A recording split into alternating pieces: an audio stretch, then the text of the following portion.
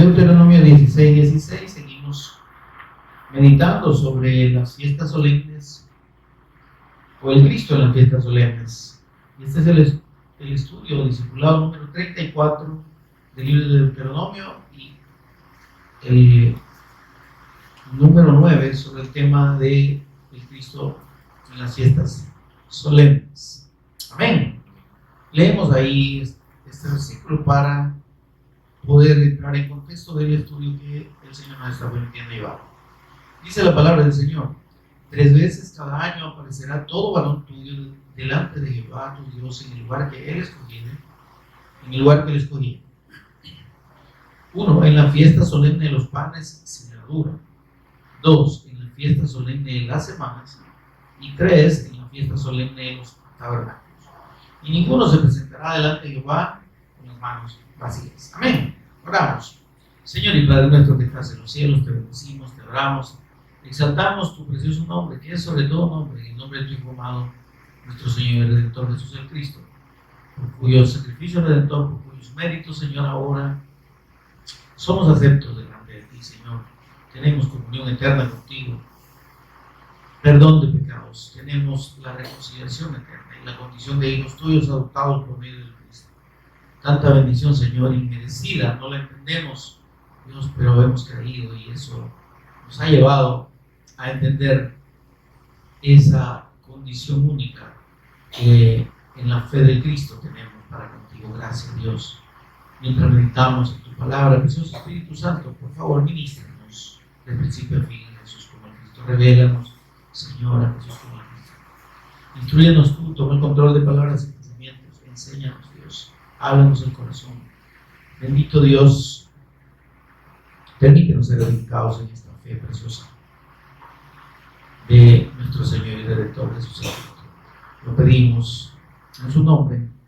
Amén. Ya están sentaditos, no digo más. Hemos estado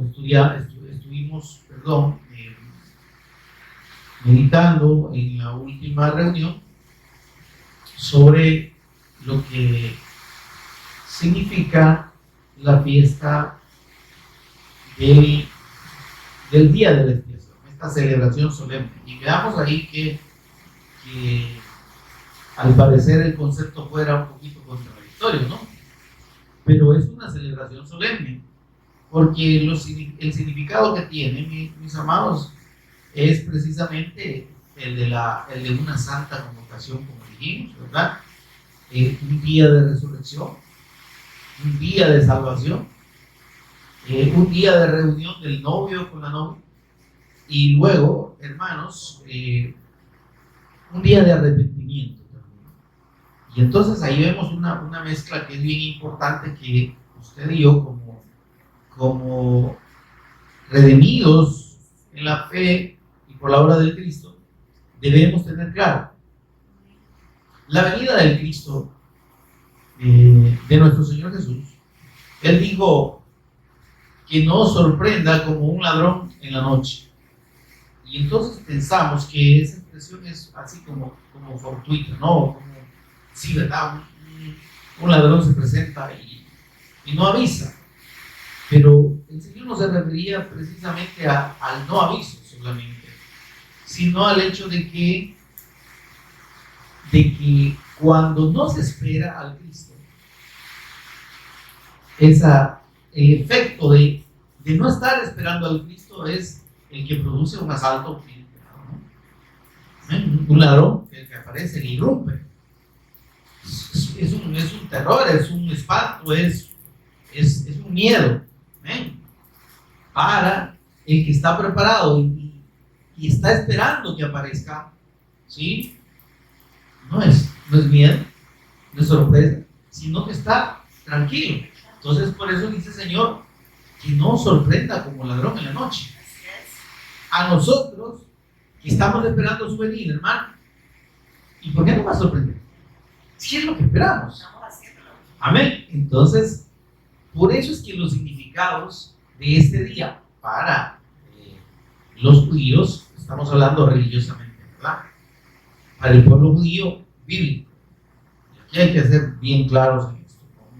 No confundamos el Israel bíblico con el Israel actual, ¿verdad? Son dos cosas muy diferentes. Que la nación está va a entrar como parte de la descendencia de Abraham en un proceso dentro de los planes espirituales de Dios, pero la nación de Israel no es el pueblo de Dios. O sea, no hay ninguna evidencia bíblica que nos relacione al país actual de Israel como el pueblo de Dios. Ese es un total error, hermanos. O sea, cuando en la escritura se dice orad por la paz de Jerusalén, ¿verdad? Y vivan seguros los que te aman, está hablando, pero en un sentido espiritual. Amén. Entonces, el verdadero pueblo de Israel, el verdadero Israel de Dios, en principio es el Cristo. Amén. Y en el Cristo estamos usted y yo juntos, porque somos parte de su cuerpo, somos su cuerpo. Amén. Entonces, por eso es que orad por la paz de Jerusalén, por la paz del pueblo de Dios. Amén. Por esa paz que está destinada para sus redimidos. Amén. Orad por la paz de Jerusalén implica orar porque los que han de recibir la paz del Cristo la reciban. Amén. ¿Cuál es la esencia de la bendición sacerdotal que encontramos aquí mismo, creo, en Deuteronomio? ¿Verdad? Creo que es el capítulo. Veamos si lo podemos ver. Y dice: Jehová te bendiga y te guarde. Jehová haga resplandecer su rostro sobre ti. Jehová tenga de ti misericordia. Y dice: y ponga en ti paz. Número 6. Números. Pues estaba equivocando con una cifra. Números 6:24. 6:24, es que el 20 me sonaba. Números 6:24. Quiero aclarar esto para que tengamos la claridad de lo que significa realmente orar por la paz de Jerusalén. Amén. No es orar por Israel, no es orar por la nación, hermanos. No es estar a favor de decisiones meramente políticas y humanas. Nosotros respetamos las decisiones de los países que están en guerra. Sí, porque no nos afecta en nada a nosotros, ¿verdad? Es problema de ellos, del que se quiera dar en la torre, como decimos nosotros, ¿verdad? Que quiera hacer chichones y golpearse entre ellos. El Señor dijo: habrá guerra y rumores de guerra, se levantará nación contra nación y pueblo contra pueblo. ¿En qué nos metió el Señor ahí? Digo, el Señor, ¿ustedes van a tomar mando cuando las naciones se levanten contra otros? No. Digo, se levantarán, independientemente de ustedes, porque ustedes no son de este mundo, como yo no soy de este mundo. Si mi reino no es de este mundo, ¿ustedes qué hacen peleando por los reinos de este mundo? Y ahí tenemos al grueso religioso cristiano evangélico apoyando una nación que no es el pueblo de Dios. Y lo digo con toda propiedad. Amén. No es el pueblo espiritual de Dios. Es una nación que entra en los planes espirituales de Dios, ¿sí? Como descendientes de Abraham, que tienen la promesa de salvación por la fe en el Mesías Cristo. Pero eso va a ser cuando lo reconozcan. Mientras no lo reconozcan, no son pueblo. Ven, hermano. Entonces, dice la bendición sacerdotal, para que entremos aquí un poquito y aclaremos. Número 6, 22, dice: Jehová habló a Moisés diciendo: habla a Aarón, el sacerdote, y a sus hijos, y dice: mire este detalle, por favor. Cuando habla de Aarón, está hablando de Cristo en su función de sacerdote. ¿Está conmigo? Y dice: a sus hijos. En los hijos de Aarón, ¿quiénes están representados? Estamos representados. Somos sacerdotes del Dios Santísimo. Amén.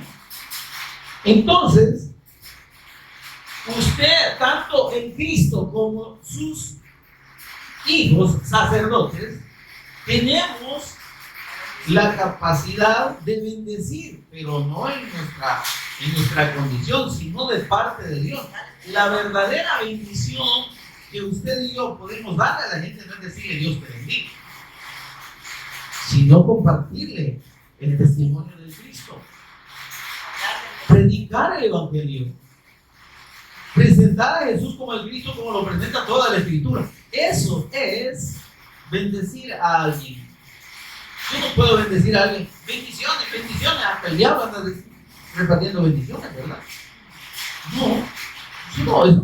Eso no es la verdadera bendición de Dios. Eso no es bendición de Dios. Serán otras bendiciones, buenos deseos si usted quiere de la gente. Pero bendición de Dios no. Cuando en mi caso yo saludo a los hermanos, ¿verdad? Siempre pongo bendiciones en el Señor. Porque fuera del Señor no hay bendición. Al menos en el entendimiento que el Señor nos ha dado. Amén. Y dice, así bendeciréis a los hijos de Israel. Entonces esta bendición es solo para los hijos de Israel, solo para los israelitas. Es que esos hijos de Israel nos están representando a nosotros en este momento en el que Dios dice esto. A los hijos de Israel que fueron llamados para ser el pueblo de Dios, que recibieron el pacto y que debían creerlo y obedecerlo para ser su pueblo. Si viereis oído mi voz y guardaréis mi pacto, seréis especial tesoro entre todos los pueblos de la tierra y me seréis un reino de sacerdotes y gente santa. Así guardas mi pacto. Ahora, ¿guardó el pacto Israel? ¿Lo ha guardado? ¿Cree Israel actual? ¿Cree cualquier judío de ese tiempo que Jesús es el Cristo? Óigame, eso es lo que más rechaza. Y la Escritura es clara que dice, el que tiene al Hijo, tiene al Padre. Pero el que no tiene al Hijo, no tiene al Padre. Ahora, ¿cómo pueden ser pueblos de Dios si no tienen al Padre? Porque no tienen al Hijo. ¿Entiende esto, hermano? ¿Verdad que la Escritura es clara? Ahora dice, miren, así bendeciréis al pueblo de Dios, a los Israel. Es el Israel espiritual. ¿Cómo vamos a bendecir al Israel espiritual? Al que usted y yo no conocemos, dando el testimonio del Evangelio. Porque el verdadero pueblo de Dios, el verdadero Israel espiritual, al oír este testimonio va a creer. Amén. Y dice, Jehová te bendiga y te guarde. Amén. ¿De qué manera? Okay. Mediante el Cristo. Amén. Jehová haga resplandecer su rostro sobre ti. ¿Cuál es el rostro de Dios? El Cristo. Lo que está diciendo, Jehová te revele al Cristo. Que pueda ver al Cristo sobre ti. ¿Ah? Y tenga de ti misericordia, porque la revelación del Cristo no es por merecimiento, es por misericordia. ¿Ah? Jehová alce a ti su rostro, es decir, te mire. ¿Sí? No es que va a apartar su rostro, sino que te dirija la vista. ¿Ah? Entonces, esto está hablando de la revelación del Cristo. Y dice, alce sobre ti su rostro y ponga en ti paz. Ahí está. Esta es lo que allá el Espíritu Santo en boca de David dice: desead, orad por la paz. Esa paz no es para una nación política, no es para un grupo, una etnia, no es para una nación específica. Amén. Es para los hijos de Dios, pero los hijos de Dios es un pueblo espiritual, es una nación espiritual. Y dice, mire, y pondrá mi nombre sobre los hijos de Israel. De esta manera es que el nombre de Cristo es puesto. El nombre de Dios es el Cristo. Amén. Y dice, y yo los bendeciré. Es que no hay otra forma de recibir la bendición de Dios que mediante el Cristo. Ahí estamos claros. Amén. Hecha esta aclaración, entonces, hermano, es que entendemos lo que esta celebración del Día de la Creación significa de manera distinta para los que hemos creído en el Evangelio y para los que, llamados a creer, han rechazado ese mensaje. Los llamados a ser pueblo de Dios es el Israel natural. Ellos tienen la promesa. Ellos están esperando el Mesías. El problema es que el Mesías que esperan no es Jesús. Ellos ni siquiera piensan que Jesús vendrá, se manifestará como el Cristo, y entonces se darán cuenta que Jesús es el Cristo. Pero esos llamados a ser pueblo, llamados, en la venida del Cristo, esa que es lo que explicamos, que es lo que narra Apocalipsis 1:7. ¿Qué decía Apocalipsis 1:7? ¿Qué dice? Veámoslo para que nos quedemos, ¿verdad? Porque tal vez tener que leer algo que nos quede. Apocalipsis 1:7 dice: he aquí que viene con las nubes. Amén. Esta venida del Cristo aquí es la venida al final de la tribulación, cuando se manifiesta a todo el mundo, porque cuando dice todo ojo le verá, quiere decir que todo el mundo lo va a ver. Tanto los judíos como nación, como descendencia de Abraham, como los extranjeros, como los que no son judíos. Todo ojo le verá. Y dice, y los que le traspasaron, específicamente, los que le traspasaron, que son los judíos, y todos los linajes de la tierra, es que va a ir a estar todo el mundo. ¿Qué dice? Harán lamentación por él. Entonces, ¿quiénes van a hacer lamentación en la venida de Cristo? En la segunda venida, pero con su iglesia, con sus redimidos, con las nubes que se mencionan. En Mateo capítulo 24 dice: con sus santos. ¿Qué dice acerca de los ángeles? Que seremos como ángeles. Amén, hermano. Esos santos ángeles son como ustedes, no son nosotros, viviendo como el Señor, pero aquí de manera visible. No hay una venida del Cristo por su iglesia que vaya a ser visible. Ese arrebatamiento de los redimidos, que somos ustedes, que estamos esperando su venida, como él prometió, vamos a ser llevados por él en un abrir y cerrar de ojos, al sonar del shofar final.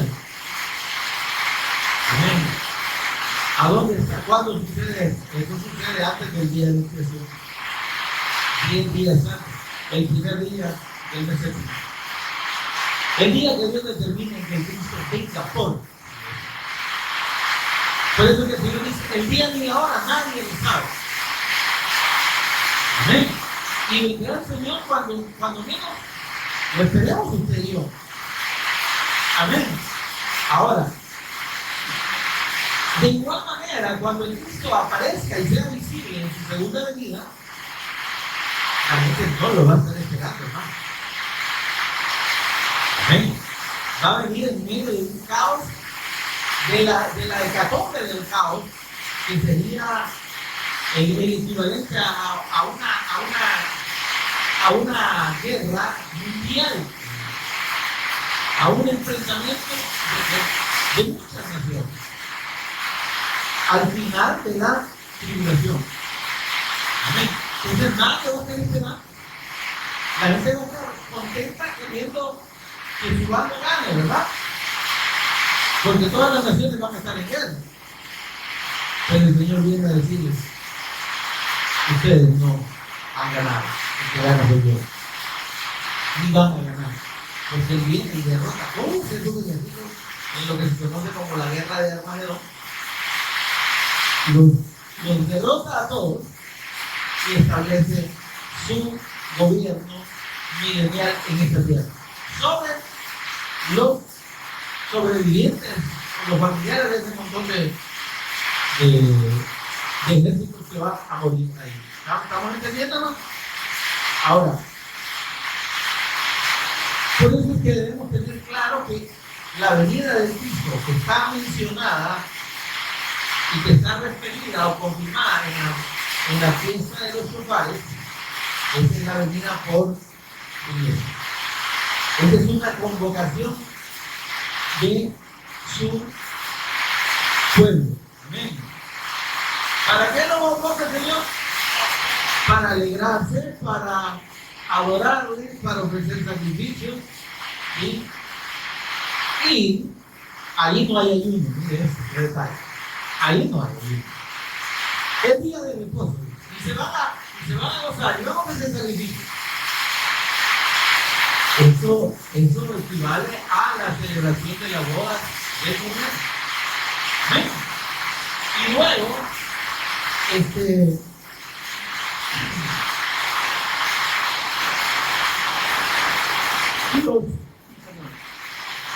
y luego en los 10 días después, en la celebración de esta fiesta que es el día de la expiación. Entonces ahí sí, ahí hay lamento, ahí hay ayuno.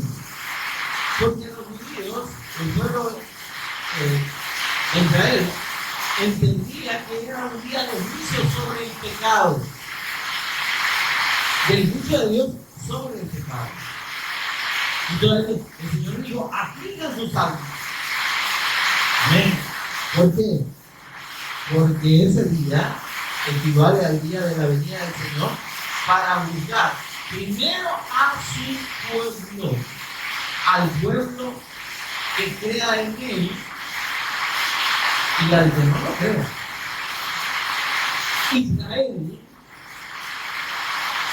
como descendencia de Abraham, va a ser juzgada como nación.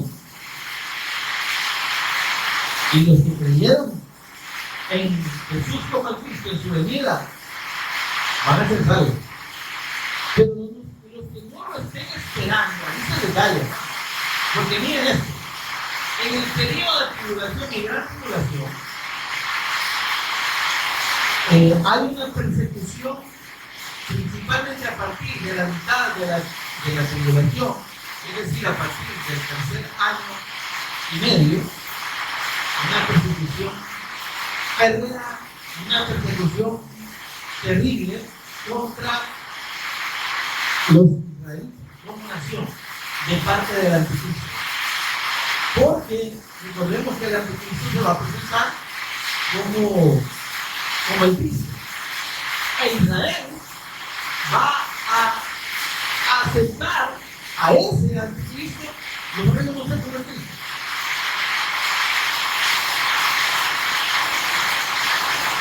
Amén. En principio, porque va a lograr que la paz entre Israel y el pueblo árabe se dé. Y que el tercer templo, que ahorita no hay ningún templo construido, que ese tercer templo sea construido y que se vuelvan como esperan los judíos. Vean a ustedes información ahí. El pueblo judío religioso está esperando que se pueda construir ese tercer templo. Ya lo tienen listo todo.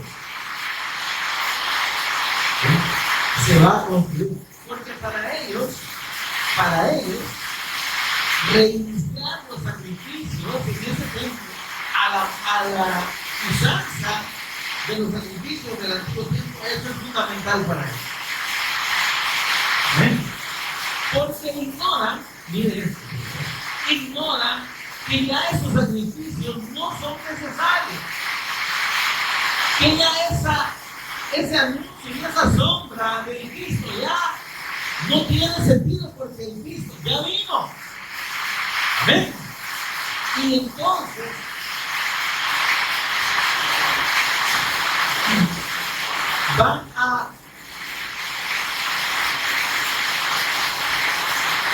ellos quieren reiniciar esos sacrificios.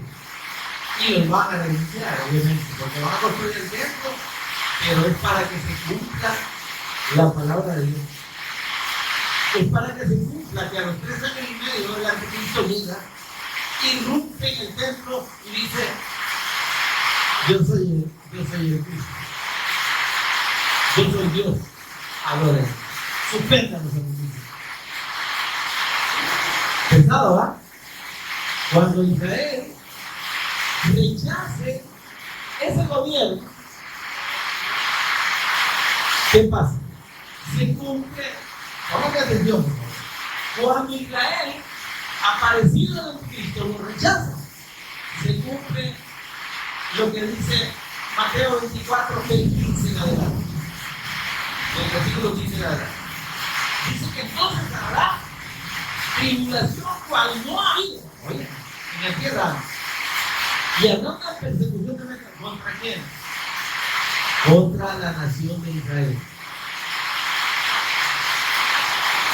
Antes de ese periodo y hasta el final de la gran tribulación, Dios va a levantar a 144,000 personas escogidas para que le anuncien el evangelio de Israel. Amén, hermano. Solo a Israel. Y entonces 12,000 de cada tribu Israel va a levantar, Dios lo va a levantar para dar testimonio entre los israelitas. Les va a decir: miren hermanos, hemos estado equivocados por siglos. El Cristo ya vino. Lo que está escrito en el Nuevo Testamento es verdad. Y ese Cristo no solo ya vino, ya consumó nuestra redención, y es la promesa de Dios que está en toda la Escritura. ¿Sí? Y habiendo muerto como Dios lo previó y habiendo resucitado, ahora Él nos revive por la fe en su nombre y por la esperanza en su venida. Miren, esa es la predicación de los 144,000 para el pueblo de Israel, para los israelitas en la carne. El que crea ese testimonio, ¿qué va a hacer? Dice el Señor: si les dicen, ahí está el Cristo, ahí está el Cristo, no lo crean. Y cuando vean, dice, en el templo la abominación desoladora del que habló el profeta Daniel, los que estén en Jerusalén huyen a los montes, y los que estén allá no regresen. Conmigo. ¿Por qué? Porque habrá gran tribulación para ellos. Y entonces, los que hayan creído y los que crean al testimonio del Cristo en ese periodo de la gran tribulación van a estar seguros que al final el Señor dice un poquito de tiempo. Y esa es la iglesia que aparece como resguardada, ¿sí?, en las revelaciones del Apocalipsis, como resguardada por 1360 días, que son 3 años y medio. Ahí resguarda esa iglesia, pero el otro Israel, ya nosotros estamos con eso. ¿Entiendes? Y ahí es donde los que creen en el arrebatamiento post-tribulación y los que creemos que es antes de la tribulación, los de la post-tribulación ahí se confunden, porque aunque dice que la iglesia va a ser recordada, pero es que la iglesia, recordemos que no solo somos nosotros, también es el Israel que cree. Y para que Israel crea que Jesús es el Cristo, tiene que pasar por la tribulación. Y ahí estamos viendo el cumplimiento de esta palabra. Entonces, al final de esa tribulación, ellos van a estar esperando a Cristo. Ahí se cumple el hecho de que para los que estén esperando a Cristo, Verlo venir va a ser una alegría. Amén. Dice, los que le traspasaron harán lamentación. ¿Por qué harán lamentación? Porque cuando lo ven aparecer y vean que es el Cristo y que no creyeron en él, van a entender que están fregados como el Señor. ¿Por qué no creímos si él era el Cristo? Es que ya antes ya el Señor les dio testimonio y les remarcó ese testimonio con los 144,000 y los preservó allá por 1,360 días, 3 años y medio del amor, para ver su venida. Y estos son los que dice que va a recoger de los 4 lados de la tierra. Mateo 24. Porque no solo van a estar en Israel, van a estar en todos lados. Recordemos aquí que el concepto de Israel no es la nación en sí, sino de todos los que están en todo el mundo, que son descendientes de Abraham, que tienen la promesa del Mesías Cristo, del Evangelio, pero que no lo han creído. Pero con la predicación de los 144,000 que Dios va a levantar en la tribulación, van a creer. Ven, hermano. Es un poquito amplio esto, ¿verdad? Pero con ayuda del Señor vamos a tratar de que el Señor nos lo haga entender. Amén. Ahora, por eso es que, mis amados, antes de que se dé ese tiempo, de que se dé ese día de la expiación, que es un día de juicio, ¿verdad? En esta venida que está referida en Apocalipsis 1:7, es que usted y yo ya no vamos a estar en ese proceso. Es más, vamos a estar con el Señor. ¿Amén? Vamos a venir con el Señor. Y miren, veamos lo que dice, por favor, Apocalipsis capítulo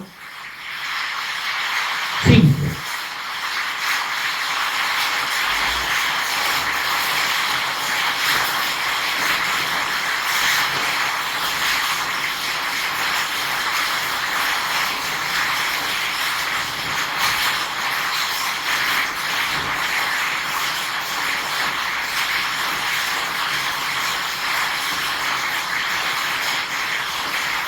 Perdona, es Apocalipsis capítulo 6, versículos 16 y 17.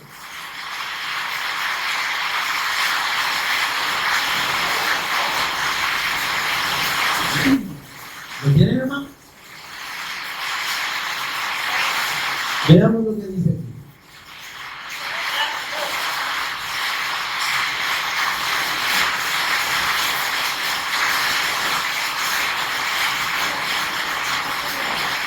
Dice así la palabra del Señor. Y decían a los montes y a las peñas: caed sobre nosotros, escondernos del rostro de aquel que está sentado sobre el trono y de la ira del Cordero, porque el gran día de su ira ha llegado. ¿De la ira de quién? ¿Está leyendo bien ahí? ¿De la ira de quién?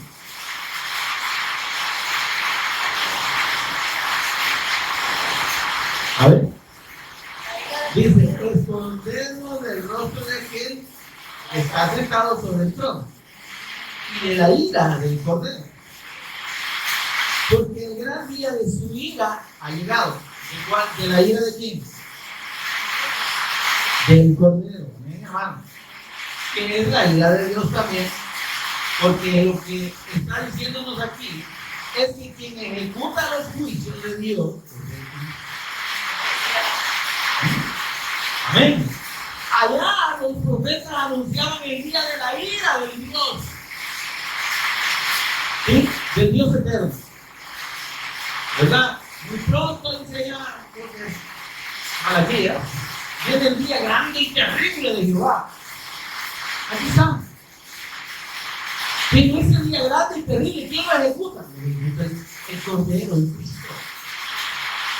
Porque Él está sentado a la diestra del trono de Dios.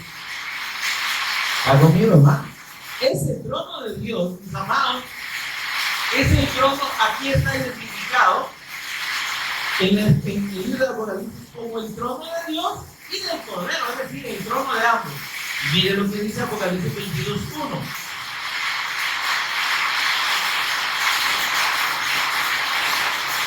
Después me mostró un río limpio de agua de vida, resplandeciente como cristal, que salía del trono de Dios y del Cordero. Es decir, el trono de Dios es el trono del Cordero. Amén, hermano. Y lo aclaro para que podamos entender por qué se hace esta fusión, por así decirlo, o esta identidad única de Dios y del Cordero. Del trono de Dios es el trono del Cordero. Amén. Del juicio de Dios es el juicio del Cordero. Ahora dice el versículo 17, perdón, porque el gran día de su ira ha llegado. ¿Y quién podrá sostenerse en pie? Amén, hermano. Veamos esto. Dios ejecuta sus juicios sobre los incrédulos a partir del segundo que sigue al del arrebatamiento de la iglesia, del Israel espiritual, en la fiesta de los chofales, de las trompetas. ¿Está conmigo? Segundo siguiente de que usted y yo somos llevados por el Señor, Dios empieza a desatar sus juicios sobre la tierra, sobre los incrédulos. Porque precisamente el periodo que sigue, los días que siguen al día de la celebración de las trompetas, o la fiesta de Shofarim, son días preparatorios. Los israelitas lo toman así, días preparatorios para el gran día. Muchos ayunan en esos días, porque entienden que el día que viene es pesado. ¿Entiendes eso, hermano? Entonces, lo que nos está diciendo es, confirmando eso, que una vez que la iglesia ha sido arrebatada, el juicio de Dios empieza sobre los incrédulos y no se detiene. Va, como digo el Señor Jesús, como los dolores de parto. Eso va creciendo, como en italiano. Va aumentando de día por día en todo el periodo de la tribulación de los 7 años. Ahora, ¿por qué entre el primer día o el día de la fiesta de las trompetas y el día de la expiación hay 10 días? ¿Por qué no hay 7? Precisamente porque la iglesia es un número de juicio y de aplicación de la ley de Dios. Amén, hermano. Entonces, recordemos las 10 plagas, ¿verdad? Egipto. En contraste con los 10 mandamientos. Entonces, es un tiempo de juicio y el juicio lo da la ley de Dios. Amén. Ahora, por eso empezó, dice 10 días. Hay 10 días, son 10 días. Dice que 10 días después se celebra el día de la expiación. Pero porque se refiere al periodo en el que Dios va a hacer caer sus juicios en esos 7 años de tribulación. ¿Y por qué son 7 años? Porque Dios estableció un tiempo suyo en su ordenamiento eterno, en su orden eterno, estableció 70 semanas para terminar con el pecado, extinguir la prevaricación, amén, y unir al santo de los santos. Eso es lo que está profetizado allá en Daniel 9:24. Ven, hermano. Entonces, dice que son 62 semanas más 7 semanas. Hace 69 semanas. Después Dios le dice a Daniel, esas semanas son de días. Quiere decir que cada día equivale a un año. Amén. Perdón, semana de día. Quiere decir que cada día equivale a un año. Y si son 70 semanas, son 490 días que equivalen a ¿cuántos años? 490 años. Amén. ¿Está conmigo? De esos 490 años, 483 años se cumplieron cuando el Señor Jesús vino y se manifestó el pueblo como el Cristo. Y muchos decían, bendito el que viene en el nombre de Dios. Ahí se cumplieron exactamente los 483 años. Pero dice la profecía de Daniel, por una semana más, ahí está la semana de la tribulación. Ahí está la semana 70, la última semana donde Dios va a ejecutar un sobre los israelitas. Primero, Dios va a permitir que el anticristo se dé a conocer, que el anticristo, digamos, ejerza su gobierno temporalmente sobre todo el mundo. Va a poner a las naciones en contra de Dios. ¿Están conmigo, hermano? Y cuando eso suceda, mis amados, en ese ínterin, Dios va a estar, o en ese transcurso, en ese curso de tiempo, Dios va a estar ejecutando su juicio. Y ahí vemos todo lo que en el libro de Apocalipsis vemos como los 7 sellos, las 7 copas, las 7 trompetas. ¿Está conmigo, hermano? Ahí están todos los juicios de Dios derramados en ese periodo. Amén. Estamos entendiendo por qué los juicios de Dios se aplican a él. Entonces, hay un juicio de Dios que está y va a ser derramado sobre todo el mundo por su incredulidad en su Mesías Cristo. Y por eso va a permitir que el anticristo, que Satanás mismo gobierne por medio de ese anticristo. Amén. Pero al final de esos 7 años se termina el tiempo del anticristo y viene el Señor y viene para lo que dice aquí, ¿verdad? Escondernos del rostro de aquel que está sentado sobre el trono y de la ira del Cordero, porque el gran día de su ira ha llegado, y ¿quién podrá sostenerse? Bien. Amén. Entonces, el Señor Jesús va a ejecutar, hermanos, 5 juicios. Y esto hay que tenerlo claro para no confundir los términos como hacen algunos ahí en ignorancia de esta revelación que está en el Escritura. Primero, hermano, tenemos que el Señor Jesús va a ejecutar el juicio de las obras de los creyentes. ¿Cómo va a juzgar nuestras obras? ¿Qué obras va a juzgar? Las obras para las que usted y yo hemos sido llamados. La obra de Dios. ¿Está conmigo, hermano? ¿Cuál es la obra de Dios? Que presentemos el testimonio del Cristo. ¿Sí? Amén. Ahora, si nosotros somos obedientes a ese mandato de predicar el Evangelio, estamos haciendo la obra de Dios. Amén. De esa obediencia no queda inadvertida por Dios. No queda ajena al conocimiento de Dios. ¿Eh? El apóstol Pablo decía, nuestro trabajo en el Señor no es verdad. ¿Por qué? Hay una recompensa. Entonces, el juicio de las obras del creyente no va a ser como una condenación, sino que el apóstol Pablo lo revela y lo confirma ¿Cómo que va a darse ante el tribunal del Cristo? Mire esto, hay que diferenciar el juicio de los creyentes con el juicio de los incrédulos.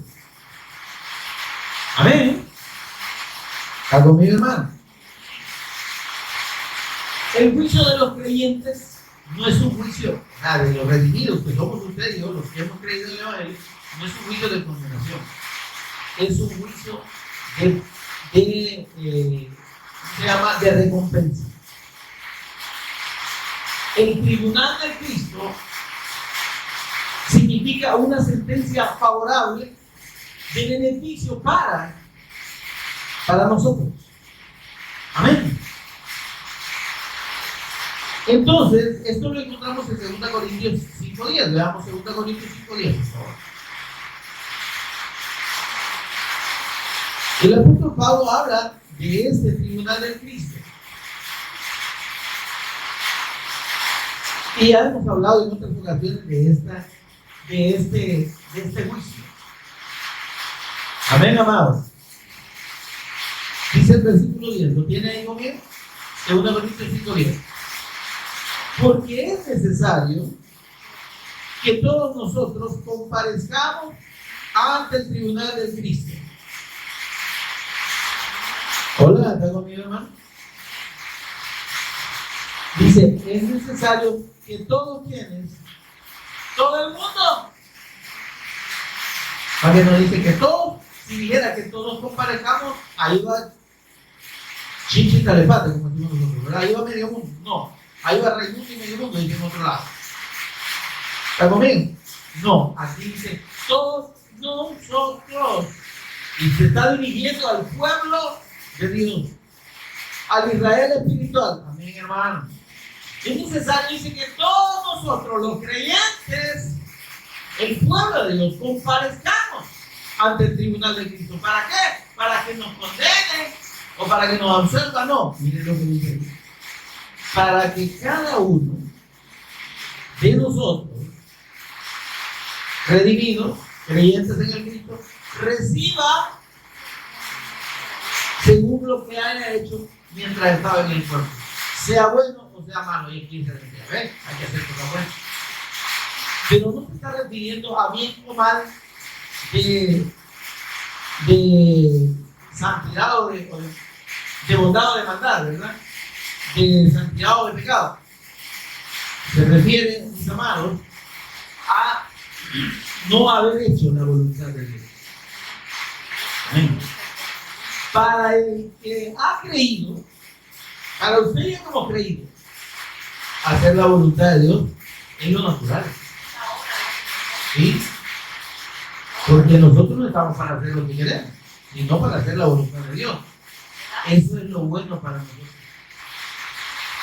Pero si usted y yo no hacemos la voluntad de Dios, estamos obrando mal.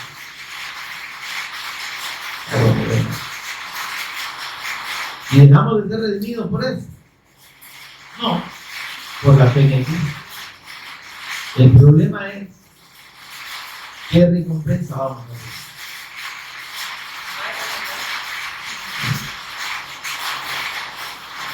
Amén, hermano. Entonces, yo no le puedo decir cuáles son las recompensas que Dios tiene en este tribunal. Dice que vamos a comparecer. ¿Cuándo vamos a comparecer, hermano? Inmediatamente que seamos llevados.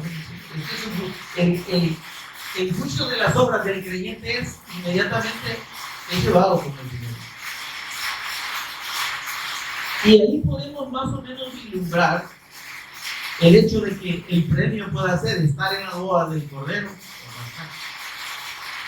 ¿Se acuerda de aquella parábola? Que dice, sáquenlo. ¿Sí? Sáquenlo de la boda. ¿Y cómo puede estar en el cielo si no creyó?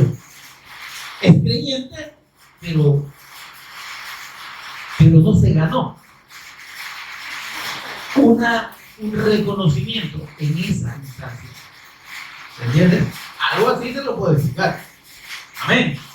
Entonces, Porque dice que va a ser que cada uno va a recibir según lo que hayamos hecho para Dios, para la obediencia al pacto mientras estábamos en el cuerpo. Quiere decir, hermano, que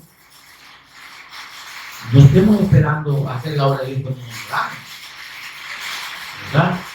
Me estoy santificando para que el Señor me lleve.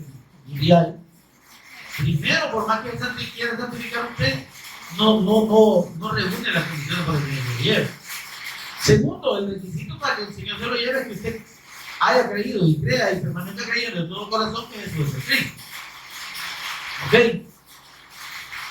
Pero lo siguiente es que el propósito de Dios no es solo salvarnos. Amén. Sino que, dice el Señor, los que han de creer en mí por la palabra de Dios. Hemos sido llamados por el Señor a abrir nuestra boca y a dar el testimonio del Evangelio, a dar el testimonio de Cristo. Eso es hacer lo bueno mientras estamos en el cuerpo, lo bueno para Dios, lo bueno que es la agradable y perfecta voluntad de Dios. Es hacer lo malo como creyentes mientras estamos en el cuerpo, ser displicentes, ser haraganes, ser malos obreros. A ver, no quiero ir. Hoy no tengo ganas de ir a predicar. Hoy no le quiero hablar a esta gente. Está conmigo, hermano. Y esas cosas, el Señor, Él las conoce. Entonces nos va a juzgar por esas obras, pero no para condenación, sino para premiación. Para que cada uno reciba, dice, según haya hecho mientras estaba en el cuerpo. Pero está hablando de nosotros, los creyentes. Sea bueno, ve buen siervo, ¿verdad? En lo poco me fuiste fiel, en lo mucho te pondré. Entra al gozo de tu Señor. Bodas del Cordero, ¿verdad? Y al siervo humano, no, déjenlo fuera. ¿Se entiende esto? Porque esa es la recompensa. Ese es el primer juicio del Cristo, el juicio de las obras del creyente. El segundo juicio es inmediato. Se da no inmediato al nuestro, ¿no? Sino que es inmediatamente en la segunda venida del Cristo. Amén. Ya dijimos que usted y yo somos recompensados en el tribunal de Cristo, en el juicio de las obras, y vamos a ser premiados. Amén. Pero ese premio nos lo vamos a recibir ahí en el cielo. Amén. Luego, 7 años después, que es lo que dura la boda del Cordero y que es lo que dura la tribulación aquí, venimos con el Señor. Venimos como su iglesia. Y venimos con Él para juzgar sobre la tierra. Veamos lo que dice, por favor, Apocalipsis, capítulo. A ver.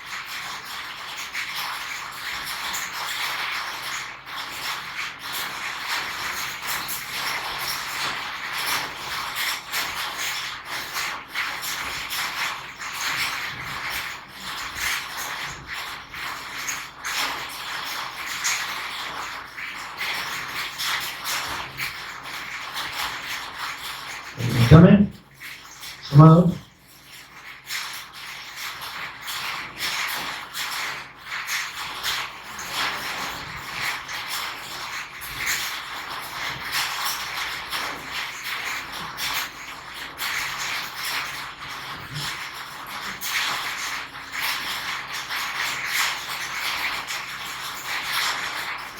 Capítulo 20, por favor.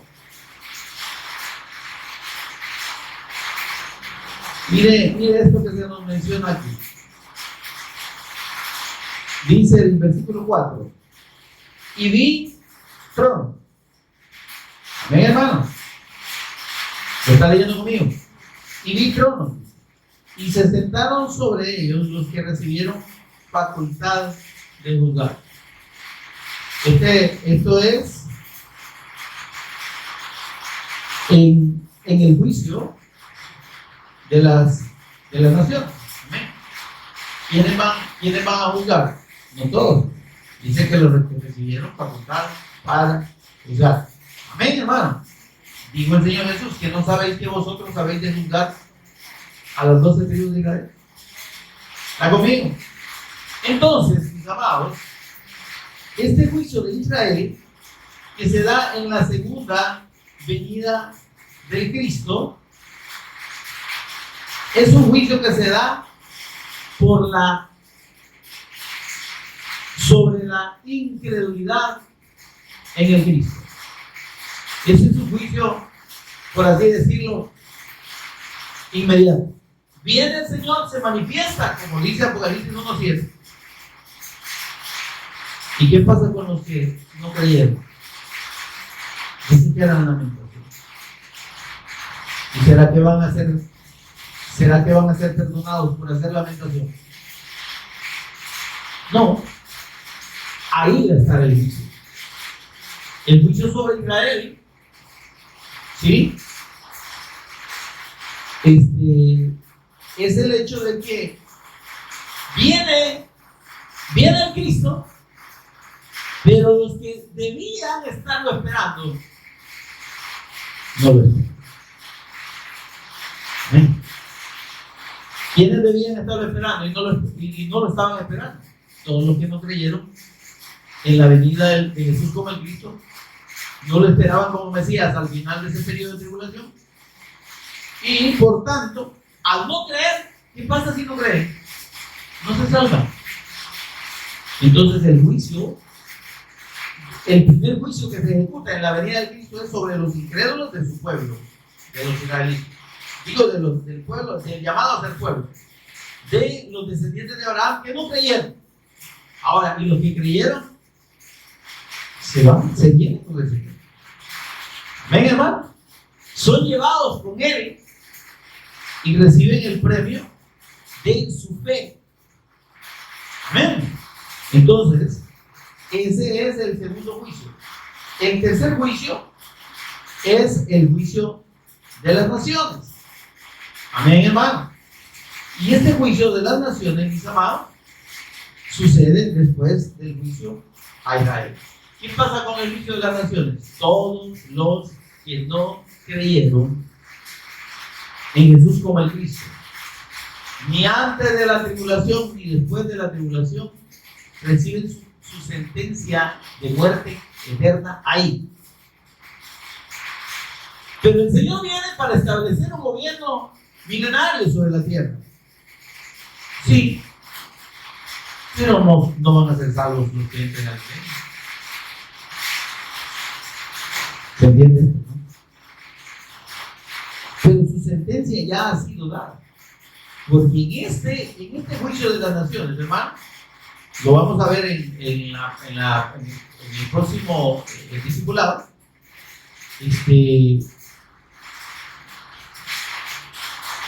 Tenemos ahí el Señor Jesús diciendo: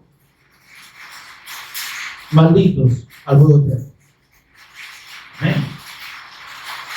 Porque precisamente la incredulidad en el Hijo de Dios, la incredulidad de nuestro Señor Jesús como el Cristo, produce condenación y muerte eterna para los que no creen, tanto de Israel natural como de los que no somos de la nación de Israel. ¿Está conmigo? Entonces, mis amados, ese juicio está descrito en Mateo 25, 31 al 46, pero lo vamos a ver, como digo, despacito en el próximo discipulado. El cuarto juicio es el juicio de los ángeles caídos. Ese sucede después, al final del milenio. Amén. Lo vamos a ver también despacio. Y luego está el juicio del gran trono blanco o el juicio final. Y ese ya es la sentencia definitiva para todos los que no creyeron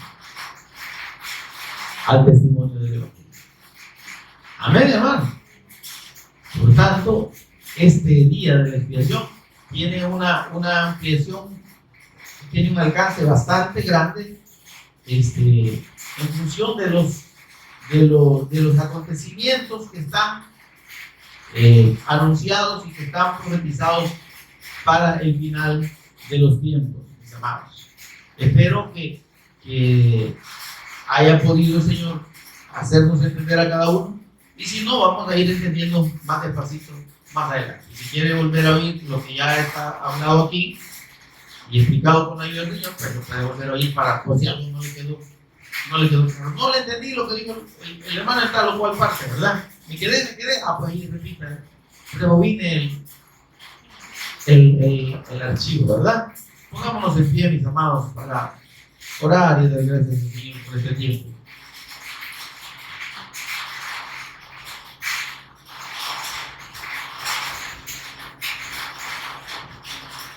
Oramos, Señor y Padre nuestro que estás en los cielos, bendito sea. Te oramos, te bendecimos, te exaltamos. Señor, gracias. Gracias por esta bendición tan grande, única, preciosa, incomparable, incomprensible para nosotros, Señor. De ser tus redimidos, tus santos, tu pueblo, Dios, que ama tu venida, que hemos recibido la fe, Señor, para creer en nuestro Señor Jesús como el Cristo, y para ser salvos por medio de la fe en su nombre y en su obra redentora, en la cruz y mediante la resurrección. Señor, gracias, porque es por tu misericordia y nada más que por tu gran misericordia, por tu gracia infinita, que esto ha sido posible para nosotros. Somos tu Israel espiritual, Señor. Somos tu pueblo, somos tus santos, Señor, y estamos en esta tierra con el propósito de dar el testimonio de Cristo, el testimonio del Evangelio, de anunciar las virtudes del Cristo, de tu Hijo amado, como Redentor, como Salvador para todo aquel que cree. Señor, que podamos como tu pueblo, como tus redimidos, entender este propósito, Señor. Entender que tu voluntad para con nosotros es que demos a conocer al Cristo, que prediquemos el Evangelio, Señor, para que los que han de creer puedan ser alcanzados, puedan ser salvos, Señor. Ayúdanos como pueblo tuyo a cumplir ese propósito y esa voluntad tuya en nosotros. Por eso es el Cristo nuestro Señor y Redentor lo pedimos. Amén y amén. Demos un aplauso al Señor, amados.